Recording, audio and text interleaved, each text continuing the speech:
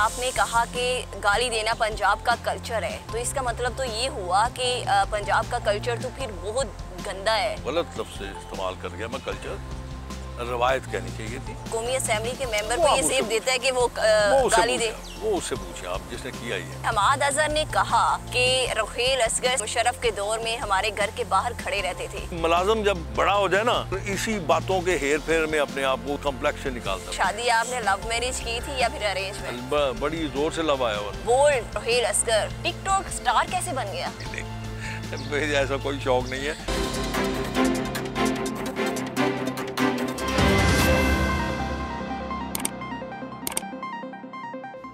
अस्सलाम वालेकुम नाज़रीन, टॉप 10 के साथ मैं हूँ सोबिया अशरफ।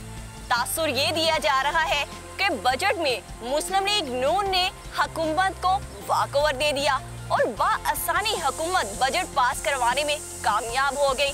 और अब सवाल ये भी पैदा हो रहा है कि कौमी सलामती के इजलास के बाद मुस्लिम लीग नून का आइंदा का सियासी राह अमल क्या होगा। इसी हवाले से हम बात करेंगे मुस्लिम लीग नून के MNA रुहेल असगर साहब से। अस्सलाम वालेकुम रुहेल साहब, कैसे हैं आप? ठीक ठाक हैं? वालेकुम सलाम, अल्लाह का बड़ा करम। अच्छा, मुझे ये बताएं कि पाकिस्तान अफगानिस्तान से अमेरिका के इन्हला की वजह से परेशान है या फिर वजह कुछ और है?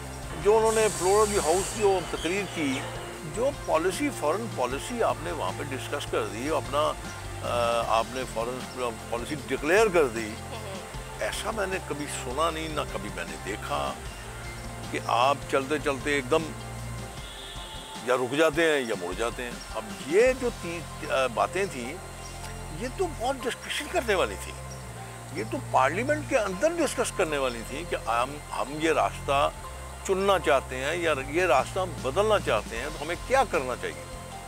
आपकी बातों से ये लग रहा है कि हुकूमत जो है वो अपोजिशन की वजह से परेशान है, टफ टाइम देने की वजह से, लेकिन तासुर तो ये आ रहा है कि अपोजिशन जो है वो सड़कों की सियासत के बाद असेंबली की सियासत में भी नाकाम हो गई है। लोग ज़्यादातर ये देखते हैं कि ताकतवर लोग किसके साथ, तो फिर वही फैसले होते हैं।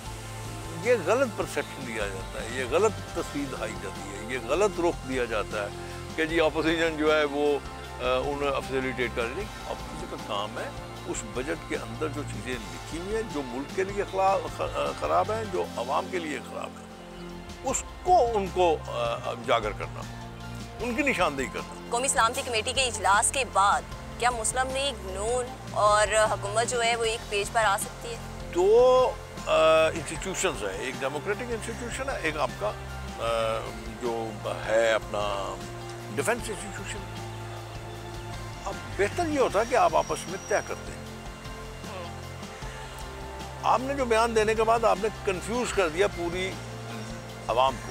लेकिन इमरान खान साहब ने जो हवाई अड्डे ना देने का फैसला किया है उसकी तो आप आपको उसकी करनी चाहिए, मतलब तारीफ करनी चाहिए। नहीं, अच्छा बिल्कुल नहीं करूँगा, बिल्कुल तारीफ नहीं करूँगा, मैं उनकी नालायकी की तारीफ जरूर करूँगा कि बहैसियत प्राइम मिनिस्टर आपको ये पता ही नहीं है कि दो स्टेट्स के दरमियान जो मुआहिदा हुआ है, आप कैसे स्टेटमेंट, आप कैसे सरबराह हैं कि आपको यही इल्म नहीं है।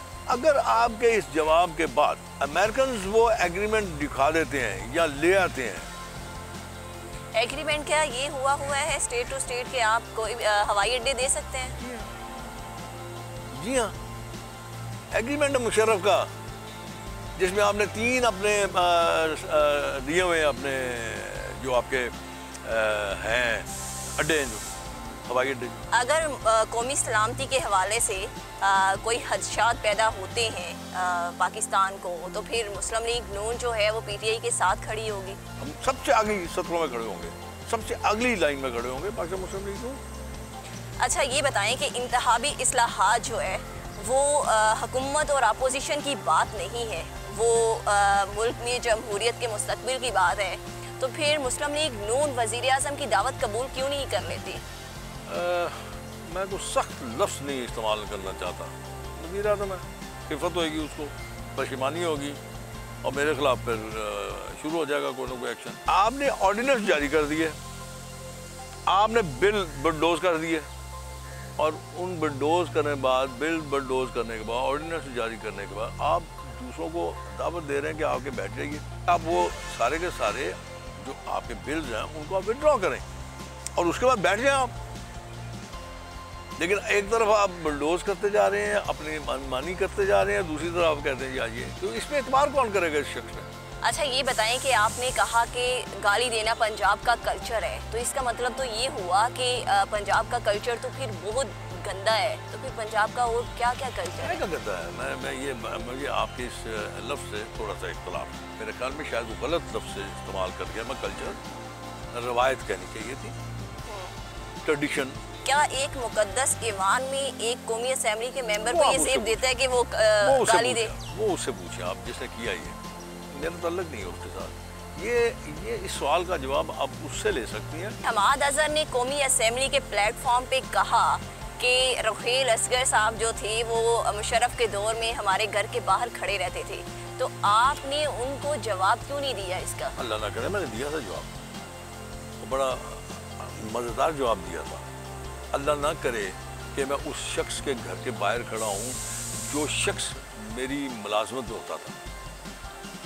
मैं सियासत छोड़ सकता हूँ, इस किस्म की निकाल। मुलाजम जब बड़ा हो जाए ना, तो वो अपने आप को फिर इसी बातों के हेर फेर में अपने आप को उससे कॉम्प्लेक्स से निकालता था। हमाद अजहर उस दौर में आपके मुलाजम थे? आप मुलाजम ही कहते हैं ना जो बंदा बाहर खड़ा हो, क्योंकि मैं नवाज शरीफ को बहुत करीब था। आप पर गैस चोरी का इल्जाम लगा था, वो क्या मामला था? अच्छा, कोई चोरी का इल्जाम में और साबित होने में फर्क होता है। 3 साल तो इनका दौर है, कुछ ना कुछ तो मेरे खिलाफ कहीं ना कहीं कुछ ना कुछ तो हुआ होगा, कोई ब्लैक एंड व्हाइट में। मरियम नवाज ने कहा है कि आप नवाज शरीफ की जिंदगी की गारंटी दें तो नवाज शरीफ साहब आ जाएंगे, तो ये बताएं क्या मरियम नवाज और शहबाज शरीफ यह गारंटी लेकर रह रहे हैं? एक तो मियां नवाज शरीफ साहब जो हैं वो इमरान की आंखों में खटकते हैं। आपकी उसकी लैंग्वेज देख लें ना, उसके तासरात देख लें, उसका उनके मतलब जो व्यू पॉइंट है वो देख लें आप, तो वो मेरे ख्याल में शायद एक तो बात ये हो गई। दूसरी बात, चूँकि वो इस किस्म की उनकी जो तबीयत में है, जो बीमारी है, वो शायद इसकी सीरियस है कि उनको जो है ना उनका वो कॉन्टीन्यूस अटेंडेंस बहुत ज़रूरी है। इसलिए मेरे ख्याल में शाह मरियम और उन्होंने ये कहा होगा कि वो अगर आते हैं तो हम गारंटी कर दें। अच्छा ये बताएं कि मौजूदा सियासी सूरत हाल में जो लग रहा है कि मुक़्तदर हल्के जो हैं वो 2023 का इलेक्शन भी वो पीटीआई को जितवाने की फैसला कर चुके हैं, तो इस तरह के हालात में मुस्लिम लीग नून को के लिए 2023 का इलेक्शन आपको कितना महाल नज़र आ रहा है? और ये बताएं कि मुस्लिम लीग नून 2023 के इलेक्शन में कैसे सरवाइव करेगी? और रहेगी बात इलेक्शंस की, तो आप देखें 8 इलेक्शन हुए हैं, बाई इलेक्शन इस मुल्क में, और उन 8 में से 7 जो है मुस्लिम लीग नून की थी, 1 पीटीआई जीती है। अब इससे आप अंदाज़ा लगा लीजिए कि पीटीआई अवाम में कितनी मकबूल है, और जब जनरल इलेक्शन होता है उसमें तो बिल्कुल ही सिचुएशन डिफरेंट होती है। रुहेल असगर बचपन में कैसा बच्चा था, शरारती या फिर संजीदा? यकीन कीजिए अब तो याद ही नहीं, इतनी उम्र गुजर गई, अब क्या पता नहीं कौन लोग हैं जो कहते हैं हाँ मैं बचपन में बड़ा शरारती था, मैं बचपन में बड़ा संजीदा था। तो रुहेल असगर अपनी जवानी में एक जज्बाती इंसान था? या फिर जज्बाती? वो तो अब भी जज्बाती हूँ, अब भी मुझसे बर्दाश्त नहीं होता। गुस्सा कितना आता है? कोशिश करता हूँ काबू पाने की, लेकिन बहुत आ जाता है। रुहेल असगर का पसंदीदा सियासतदान कौन है? सारे पसंदीदा मेरे, मैं किसी को नापसंद नहीं करता। नहीं, एक बंदा जिसको आप अपना लीडर समझते हो? सवाए के बाकी सबको पसंद करते हैं। किसको पसंद नहीं करते? इमरान। रुहेल असगर को मौसीकी में दिलचस्पी है? सच आप ये कह सकते हैं कि लगाओ तो मैं कान में आवाज़ पड़ जाती, लेकिन ये आप कहें कि बड़ा शौक से लगा के सुनता हूँ, बिल्कुल नहीं। शेरो शायरी में दिलचस्पी रखते हैं? कतई नहीं, मुझे आता ही नहीं है। कोई शेर नहीं आता आपको? मेरी जुबान पे नहीं चढ़ता। शादी आपने लव मैरिज की थी या फिर अरेंज मैरिज? बड़ी जोर से लव आया हुआ था। अच्छा, तो भाई 21 साल की उम्र हो गई थी, इसलिए तो हो गई।